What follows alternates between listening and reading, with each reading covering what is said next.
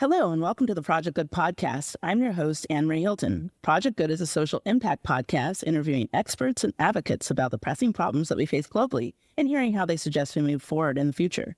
The Project Good podcast is brought to you by Project Good Work.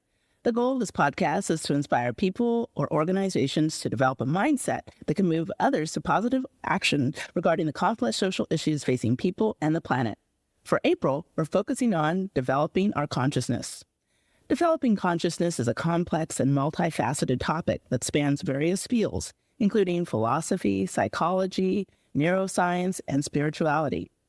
It involves the exploration of self-awareness, understanding one's thoughts and emotions, and cultivating a deeper understanding of the nature of existence. Consciousness is the capacity for individuals to deal with reality. The more complex the reality, the more need for a conscious approach. The purpose of consciousness at an operational level is to ensure that the difference between what an individual thinks or says about reality and the real facts is minimal. In today's world, reality is being questioned every day. As a society, we need to face the ever-growing list of problems head-on if we want to make change by understanding the many factors that have contributed to the issues and realizing that a one-size-fits-all approach will no longer work as the world has changed. Today, we have the pleasure of speaking with Karina Grace, the author of the book, The Weaver's Way. The Weaver's Way provides a blueprint for shaping change that harnesses our deep inner instinct for connection and caring. Within that blueprint lies a new story for shaping change, one built on understanding of the world as an interdependent and interconnected entity. It makes the privilege of shaping change as inclusive and accessible as the old way was exclusive and elite. Let's get into the interview.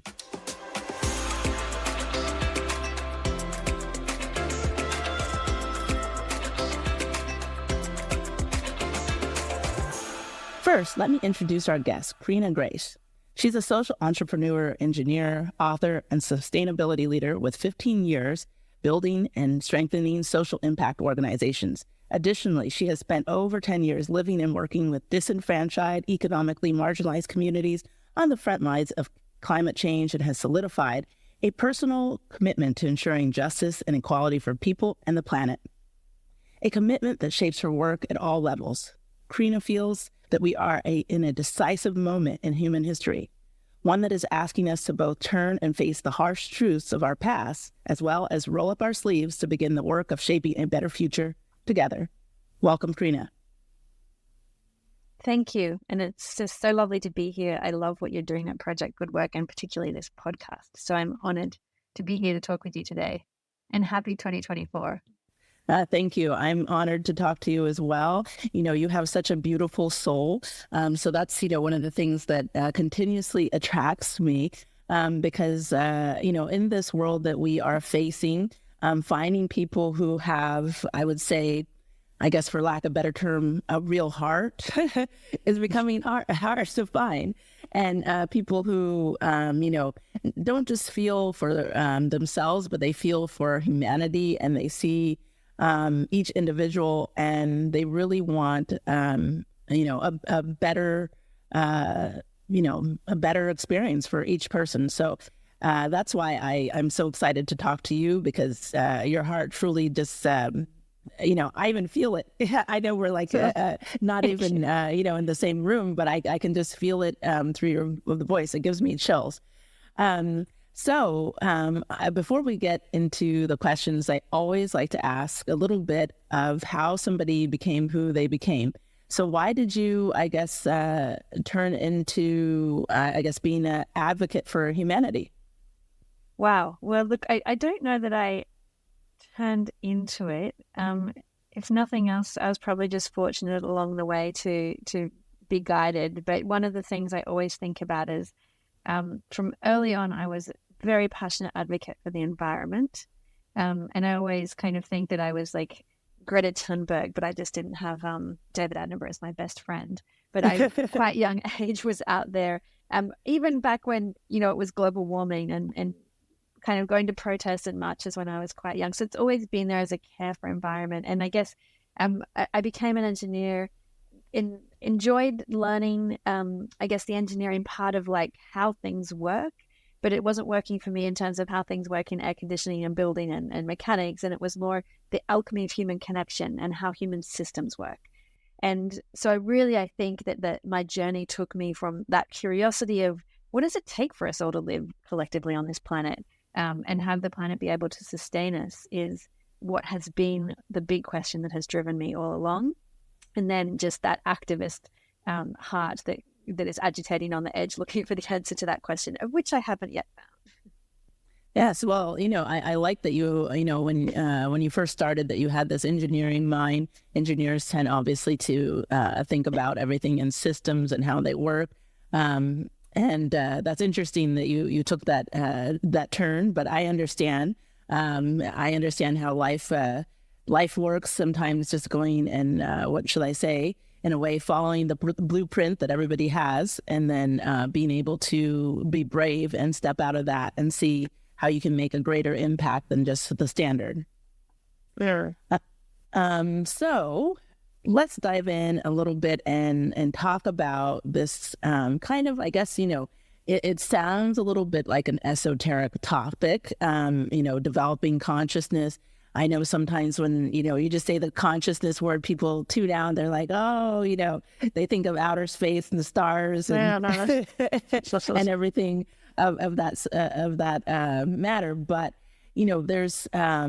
but I really think that is, the right word that we are facing, whether people want to, name it something different, is that we are coming to a time that I feel that everybody needs to make what I'm calling the decision. And so the decision, is not about, here in the U.S., we think all the time about political parties. It's become, this versus, them versus us, or you versus me, or everything like that. But it's much deeper than that. This is a thing that has to deal with each individual, and it has nothing to do with politics. I'll say maybe government has an arm in it, but it's not. It's beyond that. It's an individual of, I would say, maybe a moral standpoint of choosing what is right or wrong, or are you going to take action and do the right thing when something horrible is presented to you? Because what we're seeing now is that why we become horrified is that we see that people, when presented with what we would think, or at least, I guess I shouldn't even speak for everyone because the minds have changed, but things that used to, let's say 20 years ago, stir people to go, oh, now are just like, whatever, unfortunately. Yeah. So, I guess let's ask the big question first. Do you think people want change in the positive direction, I should say? Yeah. Look, you've made me think, talking about that consciousness. I often play with this concept, or not play the concept, but I'm curious. I feel like as a species, we've reached a point where maybe it's not, we choose to have a level of consciousness, but it is time for a maturing as a species, and a maturing. And I was listening to a podcast the other day that was just talking about how in many Indigenous cultures, there is, you have an identity as the custodian species of this planet. And it's I didn't grow up with that here when I grew up in Australia. And just this idea of how would we shift if we accepted the responsibility that I believe comes with a certain maturity of the custodian species of a planet and everything that's on it. And I know that when I pose that question to myself, I feel this kind of shifting inside and like a kind of just this realignment. And to me, it's to do with just this level of maturity that we're being invited to step into as a species. And so, to come back to the question, do we need to change, or do people want to change? I think, as people, we're changing every day, right? That's just what life is. And I think one of the questions is what kind of change, in what time frame, and maybe more importantly, how we're being invited into that change. And, as I said, I grew up really in that environmental movement in the 80s and the 90s. And I think one of the big mistakes we made in there was that the environmental movement went out and said, you naughty person, you bad person, you're destroying the environment, you're polluting, you must give up your car and give up their holidays and give up this other thing, and then, you know, we'll all live this very frugal life and then everything will be fine. That doesn't inspire anybody to change.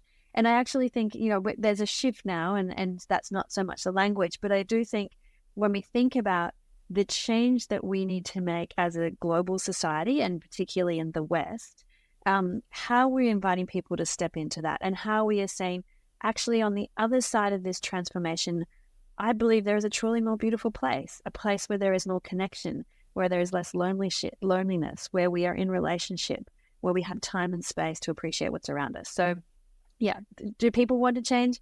Maybe not, but I do think we're capable of it, and I do think we're capable of leading people there if we are able to inspire them and guide them along a path. Now, one of the things I think you, as I was listening to you talk, and you talked about, you know, being connection, and I think what I'm seeing, and I don't know, you can tell me if you've seen this too, there's a, it's kind of a yin yang about connection right now in the society. Like, people are craving it because I think, you know, that's how we're built as humans, to be, you know, in community.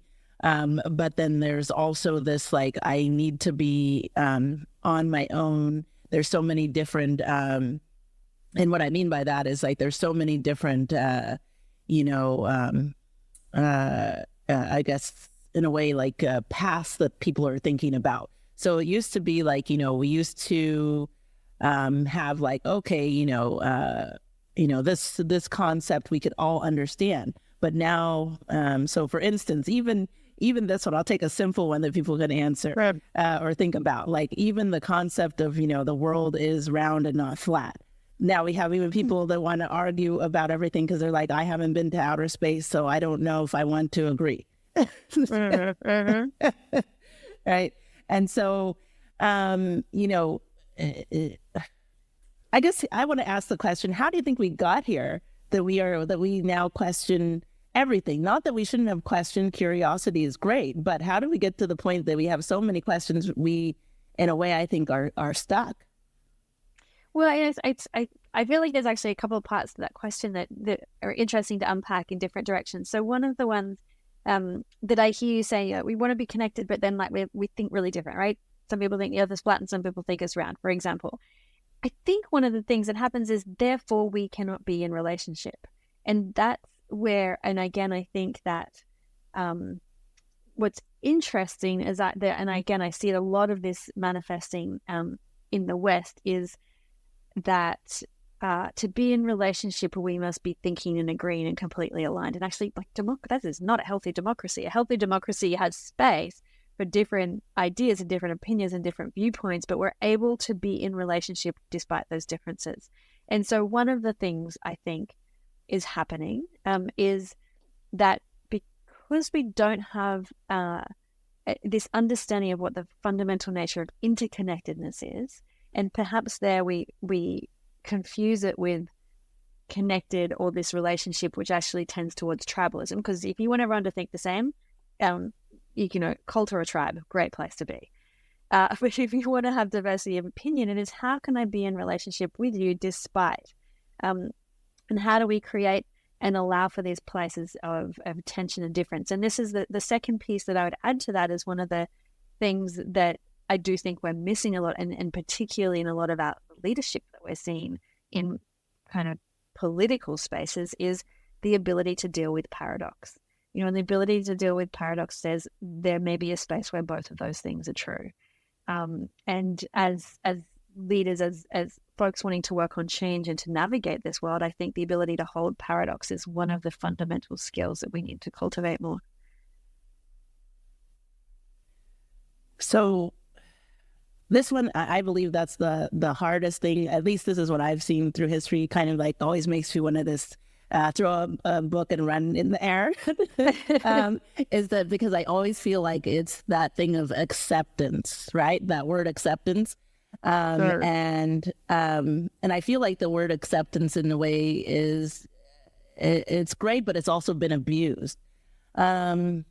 So I don't know. Sometimes I'm just like, because it's like, I feel like we go to extremes and we never meet in the middle, which I believe the word itself means. which is Acceptance always means meet ironic. in the middle. I believe this is my interpretation is like acceptance. We meet in the middle, and because I usually visualize kind of everything, and so it doesn't mean that I'm just see everything I can see, maybe a little bit your way. It doesn't mean that I am 100% on your side, right? Because when you're in the middle, you can't be completely on that side. But it means that, okay, I will take into account that you may look at something different, and that's okay. But it doesn't seem to work that way in this society anymore. In fact, I think that people, sort of like we were before we jumped in, goes to like, I guess, realities. People want to have, a whole bunch of different alternative realities than maybe what's true. And, I guess that's even like when I now even dive deeper, sorry, because this set me off into a little bit of a tangent in my mind, is that when we're developing consciousness and, searching and kind of, in that spacey realm of consciousness, we're looking for truth. And so in looking for truth in this society, I don't know, is this is kind of relativity. Now we're going to go into like, is there I guess, do we have to come to like an agreement on what is going to be true in order for us to then push aside, this is a bad, I'm going to use it as not exactly, I'm just going to say BS. I didn't say a bad word on my podcast, but to push it aside, because I think we are, we're getting like distracted by all these crazy things, right? Like, it could be like, so-and-so is now wearing yellow. Somebody is offended by yellow because da-da-da-da-da. So-and-so said their new name is this, but they were, and everybody's like, you can't just rename yourself. Like these things are distractions. I think having, that we have to have a foundation of truth. And so we just discussed kind of how we got there, but how do we get back to a truth? Because I think it's like, if we're all running around like, chickens with our heads cut off, and then these problems are getting bigger and bigger because nobody essentially can focus, we need to have something that grounds us. So the only thing I can think that grounds us is we have to decide on the truth. So I don't know. What's your opinion? Look, I think there's a couple of things as I listen to you. So I think grounding into one fundamental truth becomes pretty difficult unless maybe you're talking about religion, right? Like that's kind of the basis of some religions. And where I go to if I'm I'm thinking about these things and I'm thinking about working with people with whom I have differences, I come back to values. So it's not like narrowing everything down to a single fundamental truth, but it's saying, can we build some commonality under which we share the same values? And pretty much haven't yet really found anyone I've gone, wow, just values is not there, right? Most people will say, I value family, I care for family, I want to protect and look after these people that I love. Most people tend to value certain things that they can have in life if they can have, a nice place to live. I mean, just, there's a place where we can say we could connect on this, and then how do we build from there? But I also hear in what you're saying a little bit of something else that's symptomatic of, I think, where we're at as a society. And I'll say particularly in the US. And I work in different kind of cultures and different countries. And so, I have I think it's a gift that I can look at from the outside of these different societies and how they're playing out. And the US is definitely an interesting one. But I wrote about this a little while ago, and I was kind of playing with this idea that this battle that we're talking about between democracy and autocracy, when we talk about particularly the US versus China or the West versus China, I just had this moment of that actually, that is a battle that's going to be determined by how we as individuals show up in our most vulnerable moments. And part of that is to do with this idea that comes from the wise adult adaptive child framework from transactional analysis theory. that looks at how we respond in moments of great uncertainty and turbulence that we're facing right now. And this comes back to the maturing that we need to do as a society and as a civilization or as a species, is that if we haven't done this work of consciousness that you talk about, when things get hard, we go back to our adaptive child. And our adaptive child hijacks the neocortex, like that's what happens. We are no longer able to manage complex situations or nuanced relationships, and we become very rigid, we become reactive, we become perfectionistic, unforgiving. We are looking for someone to tell us what to do. Now, does that sound like anything that you're seeing reflected in society? I think it does, right? We are looking for the authoritarian leader that says, I have the answers and this is what you have to do. And so I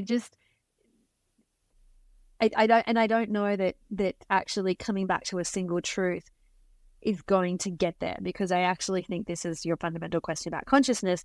We need to do the work so that when things are hard, we don't all fall back into our adaptive child and behave like children, but we can stay in our wise adult that is capable of strategic thinking, of decision making, of holding paradox and accessing multiple perspectives, etc. So that's that's my take on it. Yes. I like how you are attributing, about how the society has to mature and grow. And, I think this is just my, not all my life, but a good amount of my life, I've lived in the U.S. And so this has always been my perception, is that perhaps if you have everything kind of handed to you, you don't.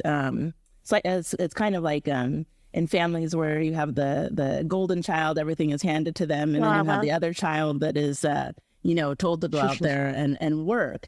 And they have two different concepts of reality and also the things and the level that they can handle. And so, if you are everything given to you, the slightest thing, like, you can't find your mixing socks, could make you have a crying spell, right? But then you have the other strong child, and, this is going to sound morbid, they lost a leg, but they're like, I'm going to go get a prosthetic and I'll move forward, right? And, we get on with it. Right. And the problems are so much, bigger, but they're just like, I can do it. So I know, you have your book, The Weaver's Way, that you talk about working with communities as, the seed for causing interconnection and then leading to this change.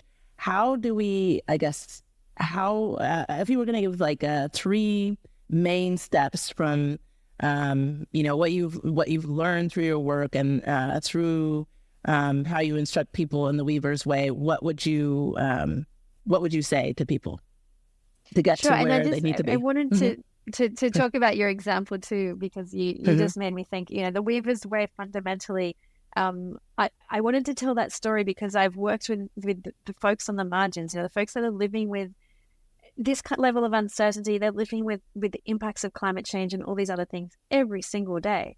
And so what when I hear your story, you're saying, you're talking to me about resilience, right? Like one child is resilient and the sibling is not. And one of the things, as I was writing this book, I had a very real lived example, because my hometown in Australia was completely destroyed by 3 1 in 1,000 year floods. But so, I think that there is this veil of safety and security that we have in the West that is going to be ripped away if it hasn't already. And along with this sense of control we have. And so I think that the ability to be resilient, which is what I see from folks on the margins, that they have this, is something that we need to learn if we don't have it yet. And so really when I wrote this book, there is so much wisdom, there is so much lived experience from these folks on the margins and from the way that they're leading, and how can I bring that into a story that maybe others of us that haven't lived that way could learn. And so to come back and answer your question, one of the again, the engineer in me loves to put things on like 4 points of a compass or on 3 bullet points. So tend to oversimplify, but one of the things that I use as kind of a mantra for shaping change is people, process, and place. And that comes back to this idea of relationships. But I guess one of the things when I think about is that fundamentally community is a web of interconnected relationships. Like that is what it is to me, whether it is a relationship with the earth, it's a relationship to the people around you. And so when we think about creating change and we think about how that happens, the question is, what is it that these people in this place need in a way that can restore our connections to ourselves, to each other, and to the earth to a healthy state? Like that is the change that needs to happen wherever that is and whatever the scale, because community really can have, we are a global community in many ways, but to shake back people, process, place, these people in this place to restore our connections.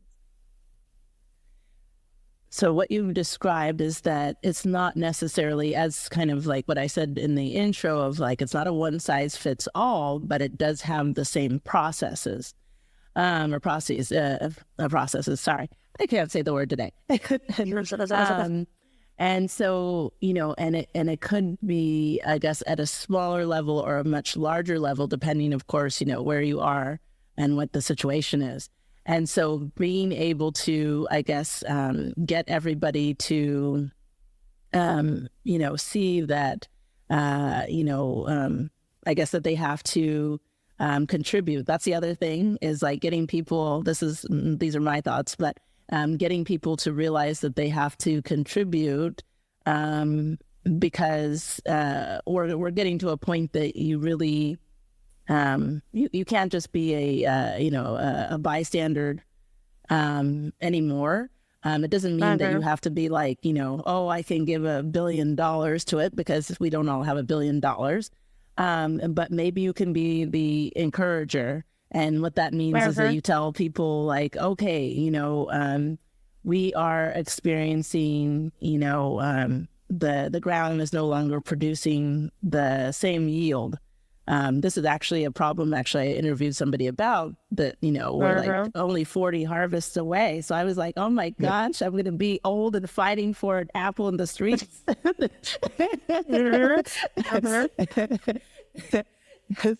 It made me like, that's what I use for gym motivation.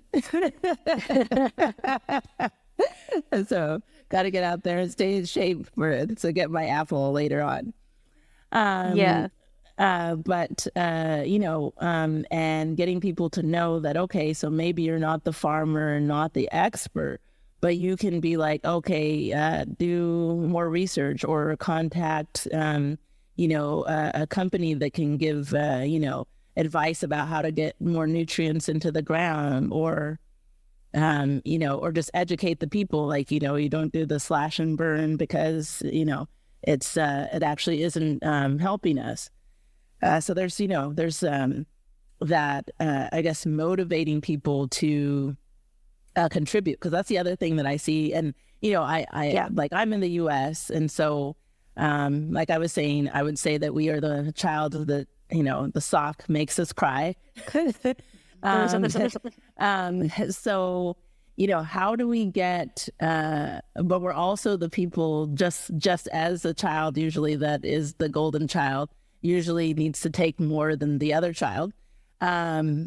So how do we get people to know that, they need to start contributing in whatever way that they possibly can, because, they're part of this big moving wheel, whether they like it or not.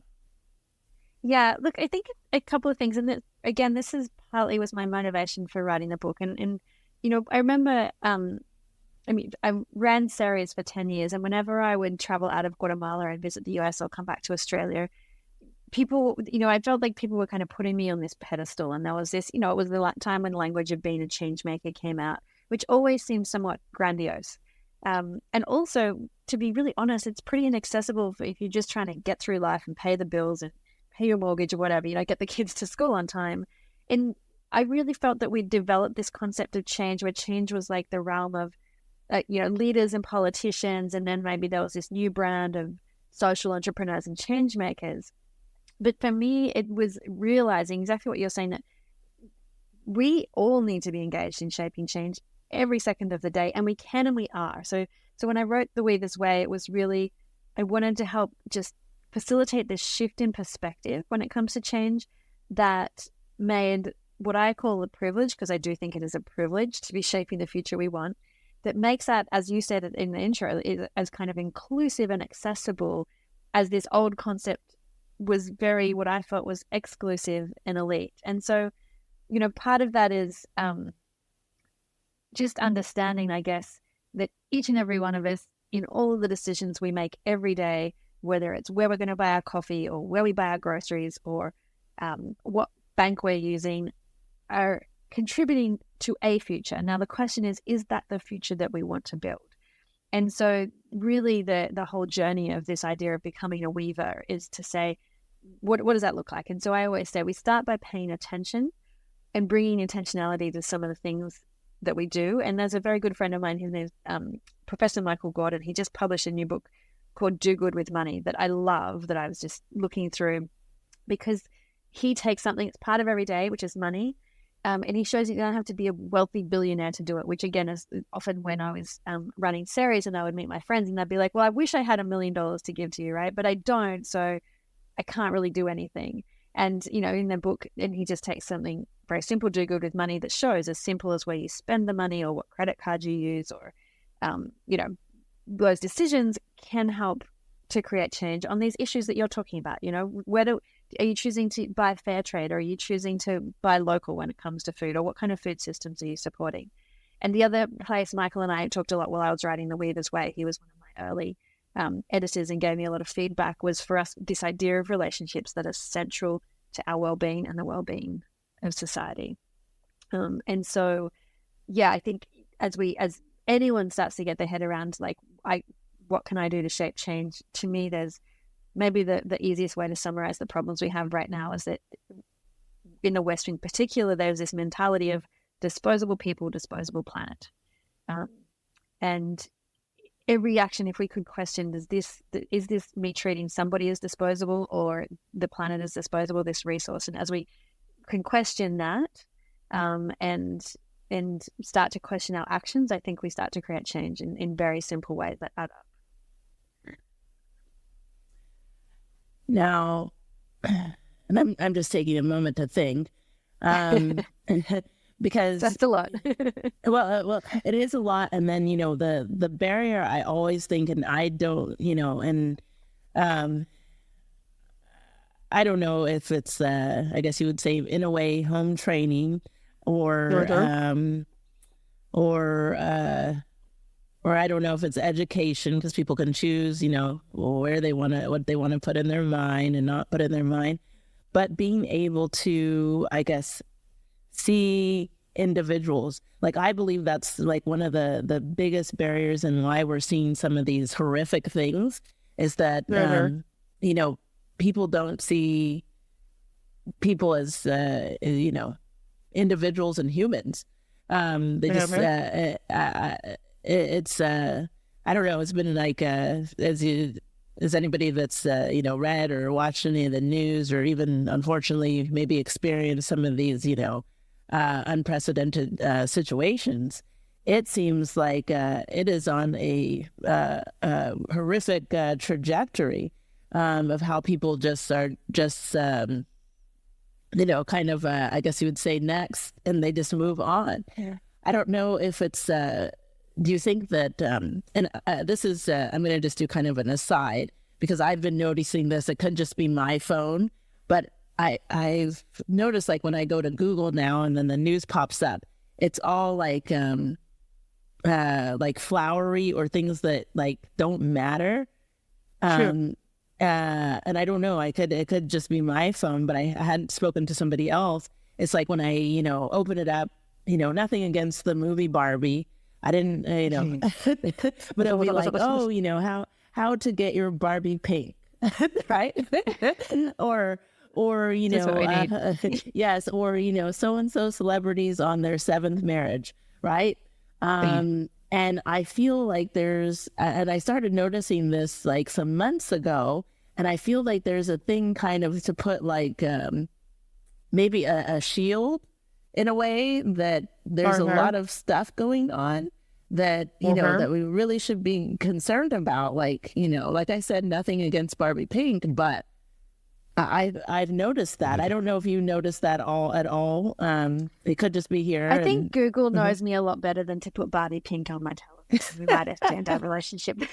But, you know, it's not surprising. And I think that there's two things happening, right? So one is, if we go back to this idea of kind of the transactional analysis, am I in my wise adult or my adaptive child? When your neocortex is hijacked and you get into fight or flight, one of the things we go to is distraction and addiction. Like, that is one of the responses that we have when we are totally overwhelmed. And so that's really great for advertising companies. And so again, I look at this and I look at people that are scrolling through TikTok or other things, right? And just thinking like that is actually a coping mechanism, because it is so challenging to me to imagine that my world is crumbling as the way I feel like my world is crumbling. So it is much easier to be distracted. And, you know, I write about this in the book, that there is really hard, like, how there is work to be done. And I'll take it back to your question of kind of raising consciousness, or this, you know, level of maturity. How can I stand with eyes wide open and hold a broken heart every day, which is the work, and still remain open to the love and beauty in the world? And it is hard to choose to say, I'm going to bear witness, and in bearing witness, there will be pain, and there will be a reckoning that I'm on this historical through line that has maybe caused some of this pain, and still be engaged. And that, to me, I think is some of the fundamental work, because if we close and turn away and we scroll through TikTok, or we distract ourselves, or we, you know, addictions with work or drugs or whatever else it is, then we're not moving ahead, and we're not doing the work we have to do. So, like, I absolutely acknowledge that is a hard choice to make, but I think it is essential if we're going to find a solution to some of the challenges that you're saying, and not turning up on the telephone. I guess if we were just going to give people a baby step, because in my head, I see people who are just freaking out. Like, they're like, I can't do it. I can't, you know, like they just, they're like, you know, it's just horrible. You know, children are, you know, getting bombed and killed. You know, floods are taking people away. Another earthquake just happened, you know, and people are just like, you know, I have to run away. How can we take, I guess, a baby step? Would you would you say only give yourself 10 minutes of news a day so that you don't have a meltdown? Or I guess what's one simple practical step that people can start slowly working towards maturing? Well, I think it's giving space to acknowledge all these things that exist, to acknowledge that pain, and to acknowledge suffering, and to acknowledge I feel scared. I feel heartbroken. And I say this because, you know, as you were saying what you're saying, I'm thinking about my friends who are parents, right? And it's hard to be a parent of small children in this day and age, especially working parents that are trying to juggle so many things that when I look at them from the outside, I'm like, how are you not just a huddle in the corner sobbing? You know, like, you're keeping so much together. And when I talk to my friends, the bottom line is, because we can't, because we're parenting and we can't fall apart. We just have to do what we have to do, because that's life, and we get on with it. And I almost feel there's how do you take that attitude that says, I can acknowledge all these things are happening. I, as Karina, cannot fix all of them. I probably can't do very much to influence what's going on in the Middle East. I probably can't do very much to influence the US elections. But there are places where, as Karina, I can show up and I can influence change. And so partly it's to say, I can acknowledge those things are there, and I can acknowledge that there is suffering, and I feel grief, and I feel loss. And to just let that be part of the conversation. It doesn't mean that I have to fall apart and nobody's actually served by that. And then I can also be very intentional with where I invest my attention. My attention being my time, my money, my scrolling on my phone, and saying, okay, of all these things that are happening, this is the one place. And whatever that is, and normally what I find, because I work one-on-one with folks that are going on this kind of changing journey, is what is the thing you're seeing around you that's actually, so, it starts with this, I'm actually really overwhelmed because I see all of this stuff. But normally it comes down to, well, actually what's really getting me is every day I walk down the road and I catch this bus and then I go to the city, but I have to walk past this really old man who's homeless and, and he just seems really, whatever it is, he seems really upset. And I just wish that there was something to be done. And so you take that very personal experience and you take what's actually really hurting you on a day basis and say, what can I do here that was slightly different? Maybe you stop and say hello and acknowledge the person. And that's just the one thing that you do. Or maybe you see what's going on for people who are homeless in your neighborhood, whatever that is,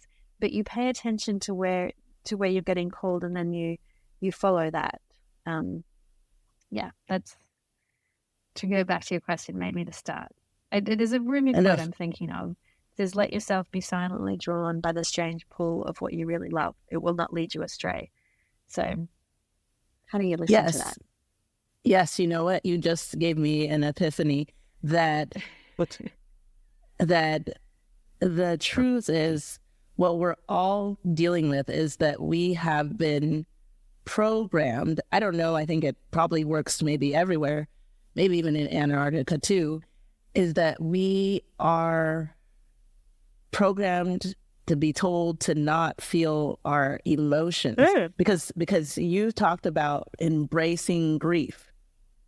Yeah. Which is something that's not a slogan. It's not a tagline. Everybody's like, embrace grief.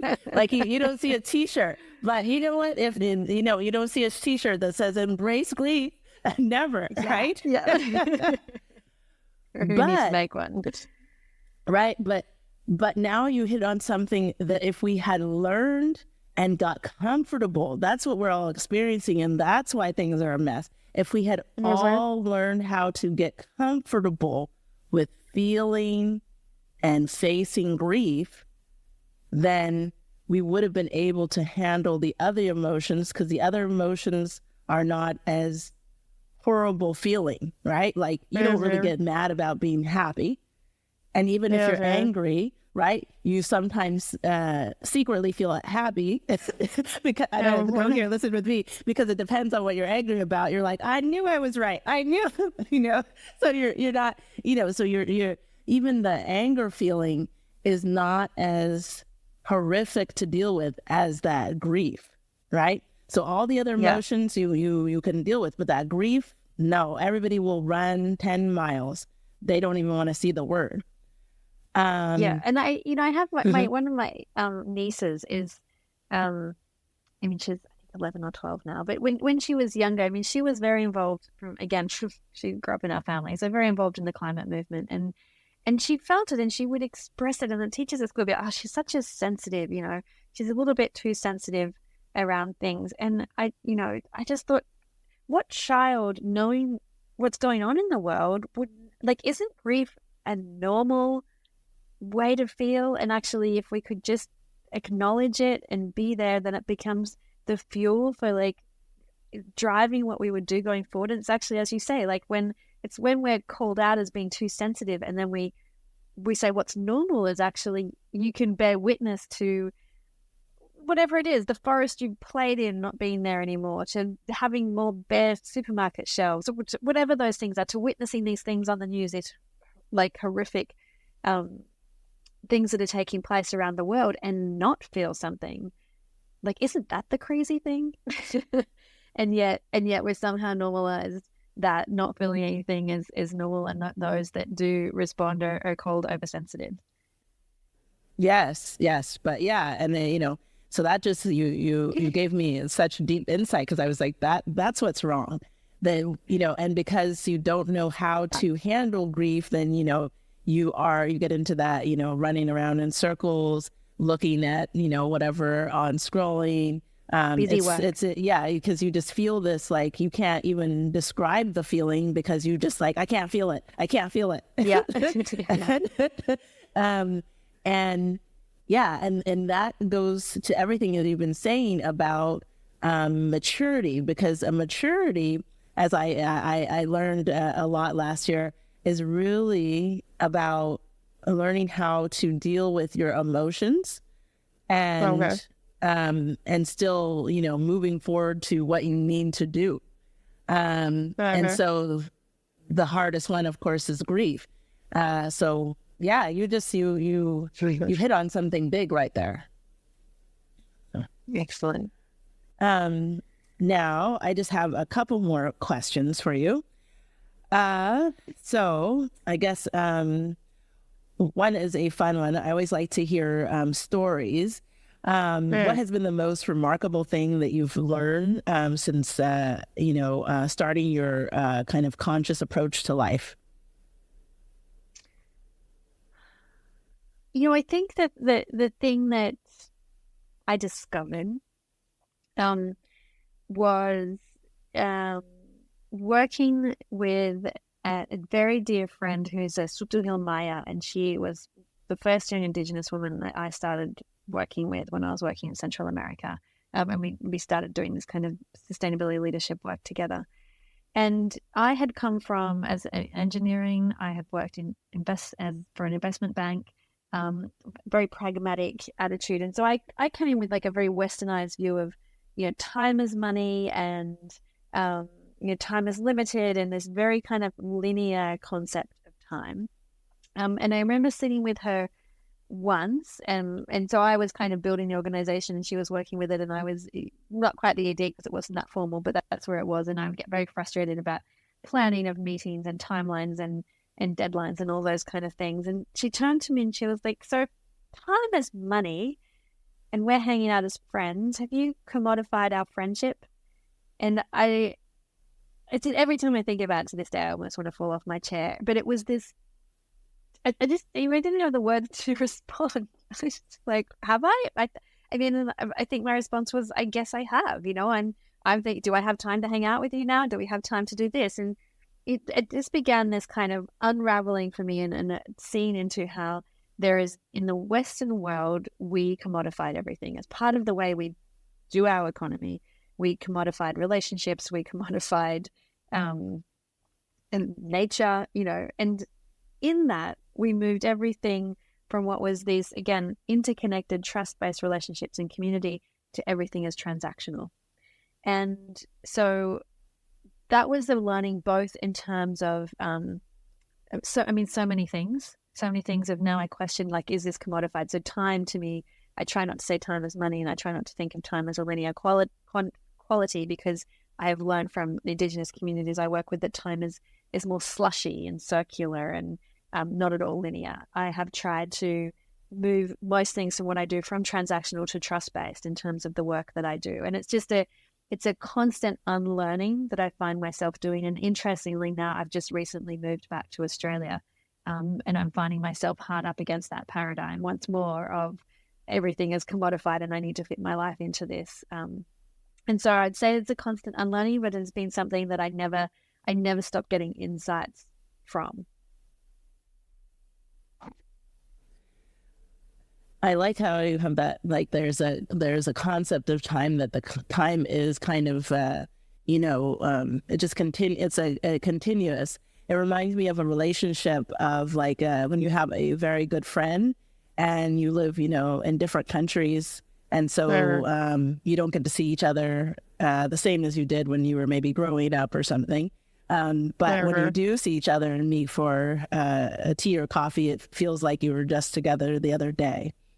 And so, that's beautiful, because that is hard to find. It is.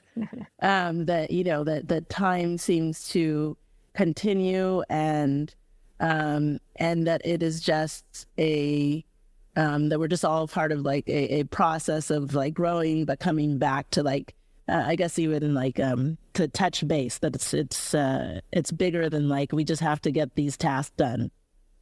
Exactly, and it's more rewarding when it is that way as well.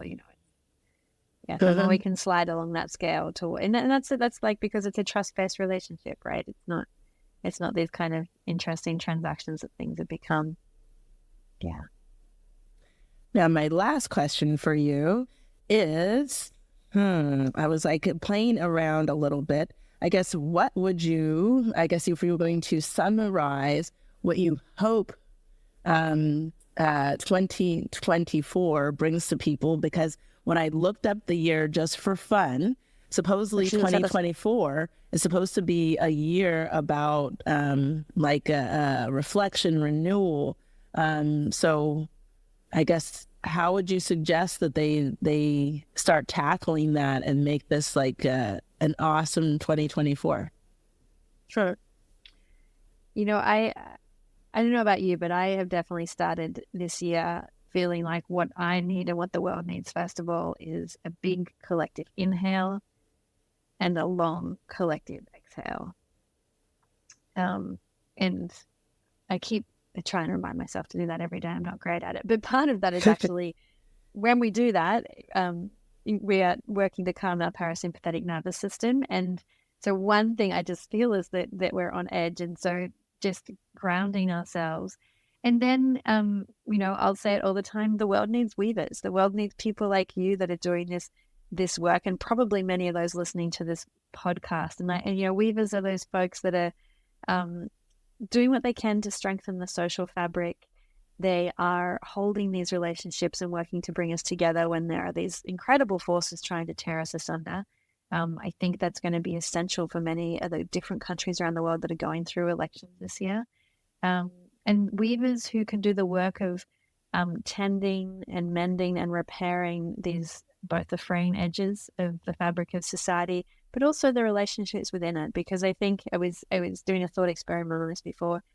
Our throwaway commodified society actually doesn't value that which is repaired and reused as much as we used to 50, 70, 100 years ago. And so even valuing that work of those who are, whether it's as a metaphor or it's the very practical, how do we value that has been repaired and make that as a fundamental part of the work that we're doing? I love that. I was picturing like a frayed tapestry as you were talking, and now it made me even understand deeper. I understood, why you named your book The Weaver's Way, sure. But that, encompassed it even more, understanding how you took it from, something that is been tattered, and how we are, working to build it back to its beauty. Yeah. So thank you. Yeah. I really, really, really enjoyed our conversation. And I love talking to you because I just feel your energy. I said, even if you're not in the room, I love talking to you. So thank you, Karina, for your time and insight. If you'd like to know more about Karina Grace, go to karinagrace.com. If you have a passion for an unserved community, a social justice problem, or simply want to change minds, contact Project Good Work at projectgood.work to start your project of change today. It's that time again. The Changemaker Conference is happening May 23rd, 2024. Register now at changemakerconference.com. Subscribe to our mailing list at projectgood.work/subscribe to get our episodes and blog articles sent to you each month, plus get a 10% discount on any project you start on projectgood.work. To our listeners, thanks for tuning in to Project Good, where we're focused on what matters.